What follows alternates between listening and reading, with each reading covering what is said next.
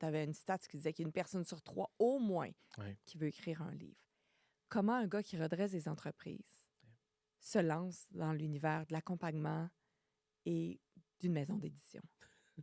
C'est la vie. C'est la vie. C'est la vie. Tu sais, à un Ouais. moment donné, on peut se questionner, là, mais c'est juste, et c'est grand et c'est parfait. Comment les portes s'ouvrent pour t'amener là, alors? Mais je l'ai souffert. Je l'ai souffert parce que de s'offrir une quête d'identité m'a amené un jour à vouloir écrire. Et je viens pas d'un milieu où on écrit, by the way. Là, je veux dire, mes parents n'ont pas une forte scolarisation. J'ai jamais écrit de ma vie. Je suis pas un passionné. J'ai pas eu de journal intime. Il n'y a rien qui me prédisposait à aller vers là. C'est tout. Alors, les seuls actes de communication écrite que je faisais, c'était des communiqués de presse ou des rapports. Ou des... Bon. Mais à un moment donné, c'est monté. C'est monté et je ne savais pas trop d'où ça venait.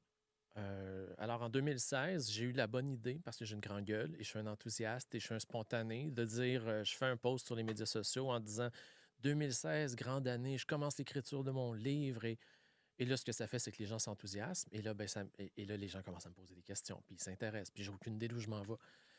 Ça m'a pris 3 ans de l'écrire, ce premier livre-là. Parenthèse. Vas-y. Je n'ai aucune idée, j'en frappe le micro, je n'ai aucune idée de qu'est-ce que ça va donner.